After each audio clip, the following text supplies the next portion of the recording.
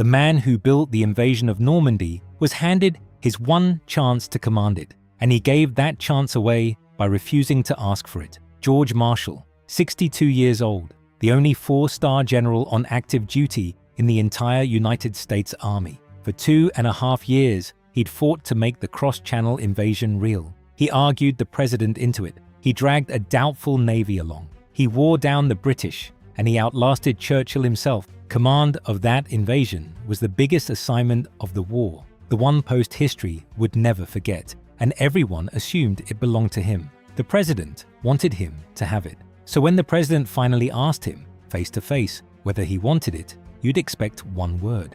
Marshall wouldn't say it. He wouldn't say anything about himself at all. That silence cost him the command. It went instead to a man Marshall had promoted with his own hand. Soon after, Marshall picked up one sheet of paper, wrote a short line across the bottom, and mailed it to that man. He thought he might like to keep it as a memento. If quiet decisions that quietly redrew the whole map of the war are the kind of thing you want more of, take a second to subscribe and switch on the bell. That's what keeps these stories coming your way. By the autumn of 1943, there was exactly one man the entire American war effort could not run without, and everyone in Washington knew his name. George Marshall sat at the top of the Army as its Chief of Staff, and he also sat on the Joint Chiefs and the Combined Chiefs, the small circle of officers who steered the whole Allied war on both sides of the ocean. Nothing large moved without passing through him. Strategy, production, the shape of the coming invasion, the choice of which general got which command, all of it ran across one desk. Here's the thing about that desk. Marshall had built it himself, and he'd built it so well that it turned into a trap. Go back 4 years. On the first day of September 1939, Marshall was sworn in as Chief of Staff. That same morning, German tanks rolled into Poland, and the Second World War began in Europe. He took the oath and walked straight into the emergency. What he inherited was barely an army at all. The United States had something like 170,000 soldiers under arms, ranked around 17th in the world, behind small European countries you'd struggle to find on a map. The equipment was old. The officer corps had gone soft on promotion by seniority, which meant you could find captains pushing 50, men who had waited 20 years for a rank a real war would have handed them in 12 months. Marshall took that force apart and rebuilt it. He pushed through the first peacetime draft in the nation's history. Training camps went up across the country almost overnight. The 4 combat divisions he could actually put in the field in 1939 became 89 by the end of the war, and the army as a whole swelled from a rounding error into a machine of more than 8 million men. He pushed out the officers who couldn't keep pace and pulled up the ones who could. The names that would fill the newsreels later: Eisenhower, Patton, Bradley. He moved every one of them up the ladder himself. He fought Congress for money. He fought the Navy for priority. He fought the British over strategy, and he fought them again over timing. Churchill would later hand him the phrase that stuck: the organizer of victory. So here's the problem with being the organizer of victory. You become the one part of the machine that can't be pulled out. Now, none of this came from a man who played it safe. If anything, Marshall had made his career doing the opposite. Picture a room in the White House, late in 1938, almost a year before he had the top job. President Roosevelt has gathered his advisors to sell them on a plan to build 10,000 warplanes, a big round number meant to rattle Berlin. He goes around the room. One after another, the men nod along. Then he turns to the newcomer, the deputy nobody has quite placed yet, and asks him, easy and familiar, "Don't you think so, George?" Marshall didn't nod. He told the president to his face that he didn't agree with that at all. Planes without the crews and the airfields and the supply lines behind them weren't a war program. They were a poster. The room went cold. Roosevelt gave him a startled look, and the meeting broke up. Officers who were there walked out certain the blunt newcomer had just finished himself. They had it exactly backward. A few months later, Roosevelt reached past more than 20 senior generals and made Marshall Chief of Staff of the whole army. And that little scene holds the strange logic that would one day cage the man. Roosevelt trusted Marshall precisely because Marshall wouldn't tell him what he wanted to hear. There's a detail here that matters. Marshall quietly disliked being called George. He thought the president's famous charm was a working tool, and he refused to be handled by it. He never went up to Hyde Park for a friendly weekend. He didn't laugh on cue at the jokes. He held the most powerful man in the country at arm's length on purpose, because the moment he became a friend, he'd stop being useful as an honest voice. That discipline made his counsel worth more than anyone else's in Washington.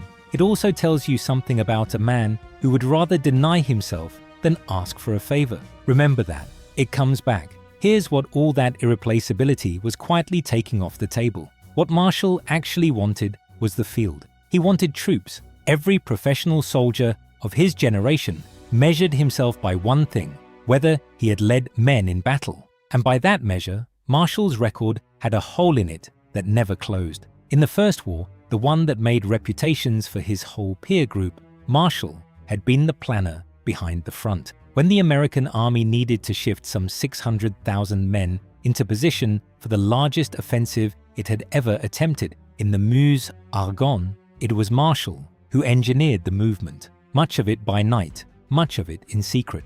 Some of Pershing's officers took to calling him a wizard for it. He drew the plan. Other men led it at the front and wore the credit home. He was judged too valuable for a desk then too. The pattern was already set decades before Normandy was a word anyone whispered. So, by 1943, the equation was brutal in how simple it was. The better Marshall performed the job he was in, the more certain it became that he'd never get the job he wanted. His excellence was never a ladder toward a field command. It was the wall between him and it. Every problem he solved, every panic he steadied, every general he made, tightened the case that here was a man Washington could not afford to lose. We tend to picture a great career as a series of doors swinging open. For Marshall, it ran the other way.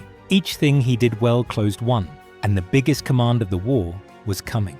The invasion of France, the thing Marshall had spent 2.5 years dragging into existence against everyone's doubts, was finally real and finally close. Somebody was going to lead it. Somebody was going to have his name set into the first line of the account for as long as the war was remembered. By every reasonable measure, that somebody should have been the man who made it possible. Marshall had earned it the hard way, at the desk, in the fight nobody films.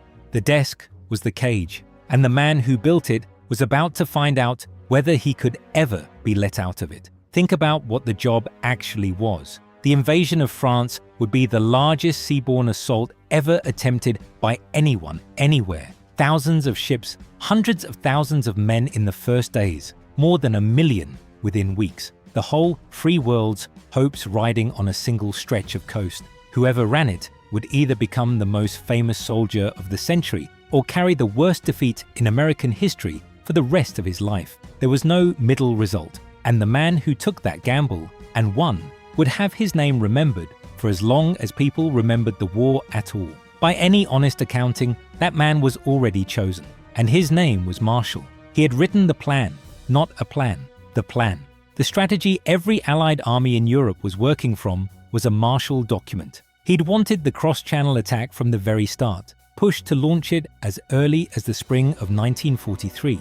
And when Churchill kept steering the war toward Italy and the Mediterranean and quiet hints of the Balkans, it was Marshall who dug in and hauled the whole thing back to France. He fought his own president's hesitation. He fought the British in conference rooms so tense that the officers had to clear the stenographers out before they said what they really meant. 2.5 years of that. More than any other single human being alive, Marshall was the reason there was going to be an invasion of France at all. And it ran deeper than strategy. Marshall was so trusted, so central to how the whole alliance actually worked, that he was often the man who drafted the high-level messages passing between Roosevelt, Churchill, and Stalin. When the three most powerful men on Earth needed the right words set down on paper, it was frequently Marshall's own hand on the pen, writing in another man's voice for another man's signature. Hold on to that image. It comes back at the end, and when it does, it lands like a hammer. So of course he should command it. Everyone thought so. Omar Bradley put it plainly. Both Roosevelt and Churchill had Marshall in mind for the job, and though nothing had been signed, it was taken for granted by just about everyone that the appointment was coming. In Washington, the rumor hardened into near fact. Around the world, allies assumed it. At the Tehran meeting, With the invasion now locked in for the coming May, Stalin himself pushed the point across the table.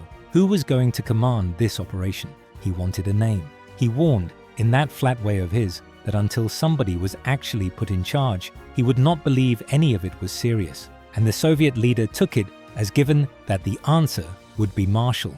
And let it be known, he thought no better choice existed. Here's the part that's easy to miss. Roosevelt wanted to give it to him. This was not a president hunting for a way to deny his general a reward. Back in September, old General Pershing, Marshall's own mentor from the First War, had written to the White House begging Roosevelt to keep Marshall in Washington where he was needed. Roosevelt wrote back and turned him down flat.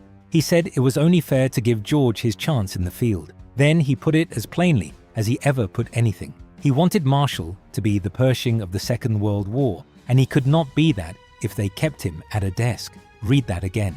The president was overruling the most respected old soldier in the country, in writing, specifically so that Marshall could have this command, and the pieces were already moving to make it happen. The plan was that Eisenhower, then running the Mediterranean, would be pulled back to Washington to take over as Chief of Staff, sliding into the chair Marshall would leave behind. People were arranging their lives around the assumption that Marshall was going to France. Now, there's a strange wrinkle in all this that tells you just how much it meant to him. On paper, taking the Overlord command was almost a step down. As Chief of Staff, Marshall sat on the combined Chiefs of Staff and helped run the entire global war. Every theater, every ally, land, sea, and air. Command of Overlord, enormous as it was still a single operation in a single theater. He would lose that global seat to take it. A cold careerist would have looked at the field command and seen a demotion, and one or two critics said exactly that at the time. Marshall wanted it anyway, because for him, this was never about the rank. It was about the whole. He was 62 years old, at the absolute summit of military power, more responsible for the coming victory than any soldier alive, and he had still never led an army in the field. That was the one thing all that power could not hand him. He could turn other men into battlefield legends. He'd already made a dozen of them. He simply couldn't make himself into one, because the very skills that would have earned it were the same skills that kept him bolted to Washington. Overlord was the last door. After this war, there would not be another one, and he knew it. And here's what makes the whole thing almost unbearable to watch. In that Washington, everybody campaigned. Generals cultivated newspapermen. They leaned on senators, dropped hints over dinner, made sure the right people knew they were available and eager. That was how the game was played, and nobody thought less of a man for playing it. Marshall would not touch it. He carried a rule, an iron one, that he'd held his entire career. He would never ask for a promotion. He would never angle for a posting. He would never say a single word on his own behalf. He believed the instant a soldier started lobbying for himself, his judgment stopped being trustworthy, because now the man had a personal stake in the answer. Marshall had built his whole reputation on being the one person in the room with no private angle, and that reputation was the source of all his power. Now it was lined up to cost him the only thing he'd ever wanted for himself. So there it sat, the greatest command in the history of warfare, wanted by the president, expected by the world, earned by every measure a professional could name, waiting for the one man who deserved it above all others. And it stayed just out of his reach for one reason, and one reason only. To close his hand around it, Marshall would have had to do the single thing he had spent his entire life refusing to do. He would have had to ask. On the night of the 11th of November, 1943, a battleship slipped down the Potomac in the dark. The Iowa, brand new, carrying President Roosevelt and the small group of men who ran the American war, bound for North Africa and the conferences where the invasion command would finally be settled. 3 of the 4 American chiefs were aboard: Admiral Ernest King, General Hap Arnold, and George Marshall, sailing straight toward the decision that could hand him the one thing he had wanted his whole life. Here's the cruel part. 2 of the men on that ship with him were among the most determined that he never get it. For the better part of 2 weeks, that battleship was a floating headquarters. Maps, dispatches, the endless argument about France, all of it crossing the Atlantic in the same handful of rooms. And somewhere in those rooms, the question of Marshall's own future rode along with them, still unsettled, getting heavier by the day. Start with King.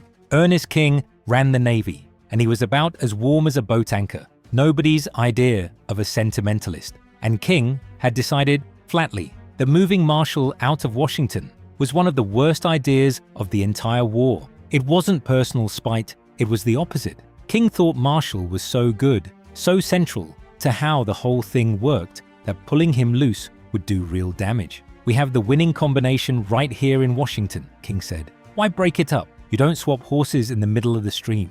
To King, handing Marshall a field command, even the biggest one in history, meant tearing the single most valuable man in the American war effort out of the one chair where he mattered most, and it couldn't be allowed at any price. And remember, this was the same King who had stood shoulder to shoulder with Marshall against the British in conference after conference. His opposition wasn't rivalry. It came straight out of respect, which made it that much harder to push aside. There was a second edge to King's case too. Taking Overlord would actually strip Marshall of his seat running the global war. So in King's eyes, the country would be trading away its irreplaceable global commander to gain just one more theater general, and getting the worst end of the bargain coming and going.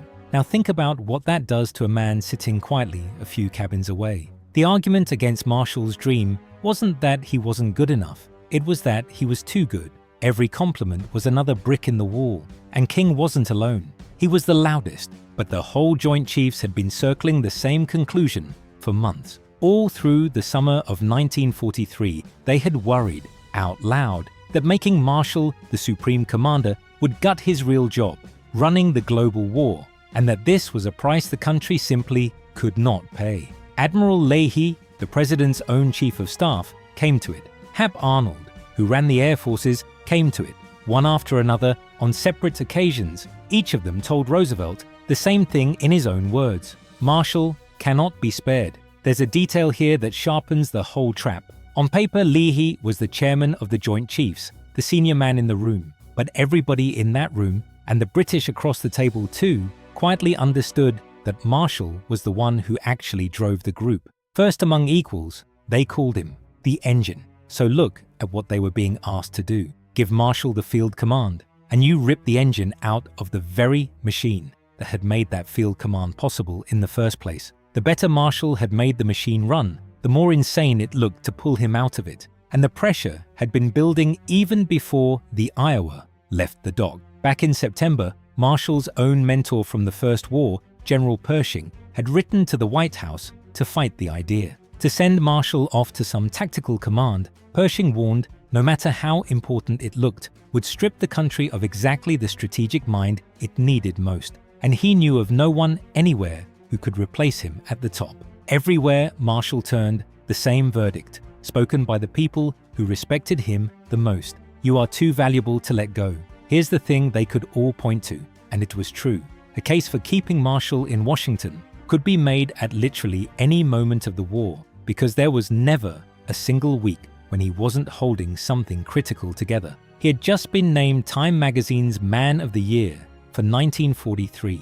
His standing had never been higher, and every ounce of that reputation, every bit of the respect that should have earned him the command, got turned around and used as the reason to deny it. This is one of the quiet cruelties of how the world actually works. We like to believe excellence gets rewarded with the thing it wants. Sometimes excellence just gets rewarded with more of the same cage. Now, Marshall did have one heavyweight in his corner. Henry Stimson, the Secretary of War and Marshall's closest partner in running the whole military machine, believed to his bones that Marshall had earned this command, and he pushed Roosevelt hard to give it to him. But look closely at what that even means. Even the man fighting for Marshall's dream was somebody other than Marshall. His champion had to be Stimson, because Marshall flatly refused to be his own. The one voice that would have landed with the most force of all. The voice of the man whose whole future was sitting on the table would not step into its own case.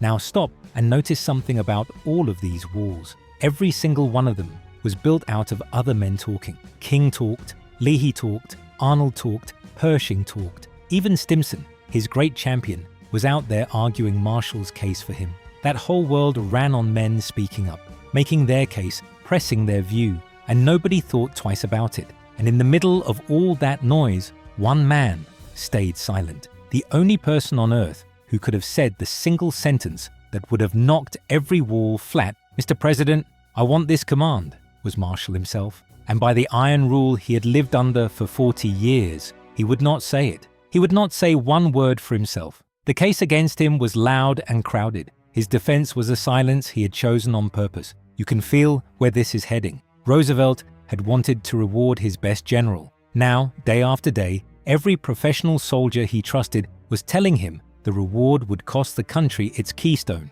The president started to bend, and there was exactly one force left in the world that could still push the decision back the other way. If Marshall would only ask, if just once he would set the iron rule down and say what he wanted, which is how the whole thing came down to a single conversation in a borrowed villa in Cairo, between two men, and a question that neither of them ever forgot. Cairo, the first week of December. The big meetings were breaking up. Roosevelt had gone up to Tehran and met Stalin, come back to Egypt, and the one enormous question still hanging over everything was the name of the man who would command the invasion. It couldn't wait any longer. And before dinner one evening, a familiar figure came looking for George Marshall, Harry Hopkins, thin, sickly, unofficial, and the closest thing Roosevelt had to a second set of eyes and ears. When the president wanted to test the temperature of something without committing himself, he sent Hopkins. So when Hopkins turned up at Marshall's quarters that evening, it meant Roosevelt was turning something over in his mind. And Hopkins told him straight. The president was uneasy about the appointment. Roosevelt had concerns, read what that message actually was. This was Marshall's opening. Hopkins wasn't there by accident. He was there because Roosevelt, torn between the reward he wanted to give and the chorus telling him not to, was feeling for a way through. And the easiest way through would be for Marshall to make it easy. A word, a signal, any small sign that Marshall wanted the command, and Roosevelt could have leaned on that and handed it to him with a clear conscience. The door was standing wide open. All Marshall had to do was walk through it. He didn't. To Hopkins, Marshall gave the same answer he would give to everyone. This was not his decision to influence. He would not put his own wishes into it. Whatever the president chose, he would support it completely, and he wanted that clearly understood. He would not lobby Hopkins any more than he'd lobby a senator or a newspaperman or anyone else. Then Roosevelt called him in. The villa the president was using sat outside Cairo, within sight of the pyramids, those things that had already watched over 4,000 years of ambition and its ruins. Inside, two men. On one side, Franklin Roosevelt, who could make this happen with a single sentence. On the other, George Marshall, 62 years old, who had built the army, written the plan, and earned the command past any honest argument, and who wanted it more than he had let himself want anything in a long life of wanting nothing out loud. And Roosevelt, in that roundabout way of his, asked him. He put the question more or less directly. Did Marshall want the job? This was it. The whole arc of a career. The last open door. The one chance that would never come again. All of it narrowing down to a single question in a borrowed room. All Marshall had to say was yes. One word, and the command was almost certainly his, because the president wanted an excuse to give it to him and was very nearly asking for one. Marshall would not give it. We can only reconstruct what those few seconds felt like on the inside, because Marshall never once described the wanting. He only ever recorded the answer. But it isn't hard to imagine. Picture holding perfectly still, while the one thing you have quietly ached for your whole life is laid down in front of you, and every instinct you own is screaming reach, and a rule you made decades ago is saying don't. He had spent a lifetime training himself to feel nothing he couldn't act on cleanly. Now that training was being tested to its absolute limit in real time, in a quiet room with the shape of a war resting on his composure. Whatever it cost him, he paid it without letting a flicker of it show. What he said instead, by his own account afterward, ran like this. He would not try to estimate his own abilities. That was the president's job to weigh, not his. Whatever Roosevelt decided, he would back it wholeheartedly. And the issue was simply too large for any personal feeling of Marshall's to have a place in it. He told the president to act in whatever way he judged best for the country, and not in any way to consider Marshall's feelings. Sit with what that took. Here is a man being handed on a plate the one thing he had wanted his entire professional life by the single person on earth who could give it, in a private room with nobody there to impress. And instead of reaching out his hand, he pushed the choice entirely back onto Roosevelt and scrubbed his own desire out of it completely. You can want something with everything in you and still refuse to say so out loud if you have spent 40 years believing that the moment you argue your own case, you stop being worth trusting. Marshall did not decline the command. He did something stranger and much harder. He declined to ask for it, and he understood perfectly well those weren't the same thing, and that the difference might cost him all of it. It cost him all of it, because Roosevelt, sitting across from a man who would not lift one finger for his own dream, made the decision right there in the room. Marshall never forgot the sentence the president used to close it out. Roosevelt told him, in plain words, that he simply couldn't sleep at night with Marshall out of the country. And that was that. The reward Roosevelt had wanted so badly to give, the field command Marshall had earned 100 times over, was gone. And it was gone for exactly the reason that made him deserve it. He was too valuable to release and too silent to claim it. Then Roosevelt turned the knife one more quarter turn, though he'd never have seen it that way. If not Marshall, then who? The president asked Marshall himself to name the man who should command the invasion of France. Think about where that put him. Having just watched the command of a lifetime slip through his fingers, Marshall was now being asked to help choose the person who would get it instead. And he did the same thing he had done at every step. He would not steer it. The choice belonged to the president, not to him. So Roosevelt supplied the name himself. Then it will be Eisenhower. The younger man Marshall had pulled up the ladder, promoted, shielded, and sent out to run the Mediterranean, would take the command that every measure in the world said belonged to Marshall. Within a day, Roosevelt would send word to Stalin that Eisenhower was his man, and the thing would be locked beyond undoing. And here's the thought I can't shake, standing right at this moment. It's easy to call what Marshall did false modesty, or foolish pride turned inside out, or some careful performance of humility. It was none of those. His refusal to ask was not something separate from the greatness that made him deserve the job. It was the very same thing, the exact quality that made him the obvious choice, that he would never once bend a decision toward his own advantage, was the exact quality that stopped him from taking the choice when it sat there waiting for him. He couldn't have the command without being a man who would ask for it, and a man who would ask for it might never have been worth handing it to. That is not a clean little lesson you can hang on a wall. It's a trap with no way out. And Marshall walked straight into it with his eyes open. The decision was made. Eisenhower would command the invasion of France. Marshall would go back to his desk in Washington and keep running the war. And he would do it without one public word of complaint ever, because complaint would have meant admitting he had wanted something for himself. He had lost the only prize he had ever privately hungered for. He had lost it by his own hand, and now the war handed him one last small task, the hardest one of all. He had to be the one to write it down. He sat down and wrote it out by hand. Remember that image from earlier, the one you were told to hold on to. Marshall was so trusted that he often drafted the great messages passing between Roosevelt, Churchill, and Stalin, writing in another man's voice for another man's signature.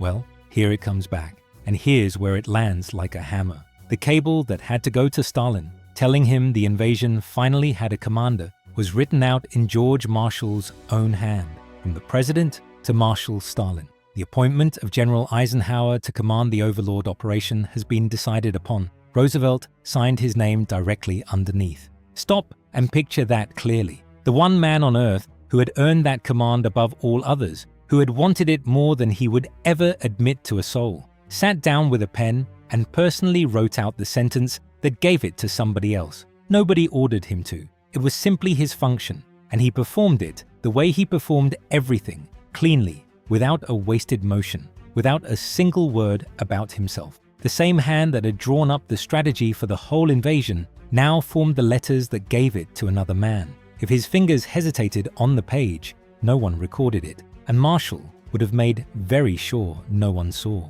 Then he did something that's almost impossible to get your head around. He took that piece of paper, the original, the actual sheet with his own handwriting on it and the president's signature beneath, the physical proof that the greatest command in history had just gone to another man, and a day later, Marshall mailed it to Eisenhower. At the bottom, he added a short note. He said he thought Ike might like to have it as a memento. He explained, plainly, that he'd scribbled the thing in a hurry as the final meeting broke up, and that the president had signed it right away. He dated it Cairo, the 7th of December, and he sent it off. Think about what was in that envelope. It was the receipt for his own loss. A man with every reason on earth to be bitter took the single most painful document of his whole career, the paper that recorded the prize slipping to his own protege, and he gift-wrapped it for the winner. Not a syllable of resentment, not a trace of what it must have cost him. Just, here, you should have this. You'll want it someday. That sheet of paper survived, by the way, precisely because Eisenhower kept it for the rest of his life and later printed it in his own memoirs. The proof of Marshall's grace exists today only because the man who benefited from it treasured it. And don't lose sight of who Eisenhower even was in this. 2 years earlier, Eisenhower had been a lieutenant colonel. Most of the army couldn't have picked out of a lineup. It was Marshall who spotted him. Marshall who hauled him up out of the crowd, jumped him past hundreds of more senior officers, and set him on the road that ended at Supreme Command. Marshall had built the very man now receiving the prize that Marshall had built for himself. He had manufactured his own replacement and then, in his own handwriting, signed off on the handover. There is almost nothing harder a proud man can be asked to do, and Marshall did it without being asked. And now the part that turns the whole thing from merely sad to almost cruel. Roosevelt knew exactly what he was doing to Marshall. He had said so, out loud, only weeks before. Back near the start of the trip, walking slowly through the ruins at Carthage with Eisenhower at his side, the president had laid it right out. He pointed out that the two of them knew perfectly well who had been chief of staff in the last years of the Civil War, but that practically nobody else on Earth did. Everybody knows the field generals: Grant, Lee, Jackson, Sherman, Sheridan. Every schoolboy can rattle off the names. The man who ran the whole machine from a desk, the one who made those victories possible in the first place, gets quietly erased. And here's the piece that makes your skin prickle. When Roosevelt said that, Eisenhower had no idea he was about to become one of those remembered field generals, at the direct expense of the forgotten man being described. The president was, without quite spelling it out, telling the future beneficiary the exact price the loser was going to pay. Ike was hearing the shape of his own coming fame, and of Marshall's coming obscurity, and neither man knew yet how completely it would come true.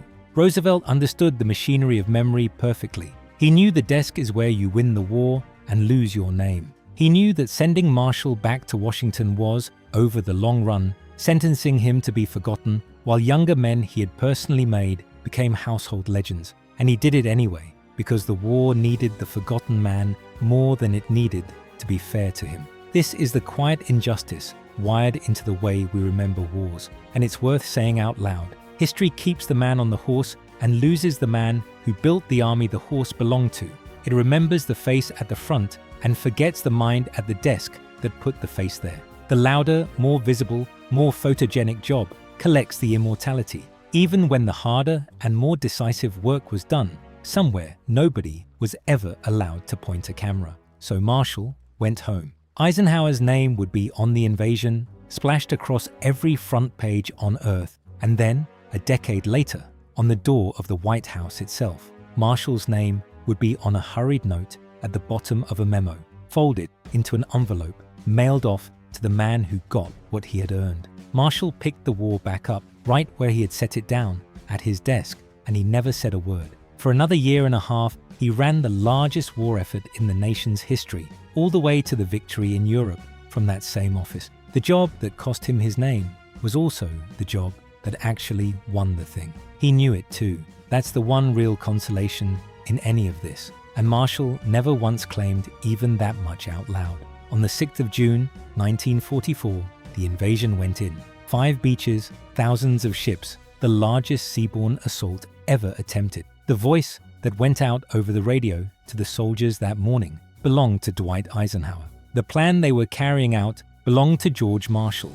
Marshall was in Washington, at the desk, reading the reports as they came in from a coast he had spent 2.5 years arguing into existence, watching the operation he had designed unfold under another man's name, doing the job he'd been kept in because he was too valuable to release and too silent to claim anything else. Days earlier, word had reached him from the fighting in Italy that his own stepson was gone. He kept working, and that piece of paper was already in Eisenhower's keeping, the one with Marshall's handwriting on it and Roosevelt's signature underneath, the memento Marshall had thought the winner might like to have.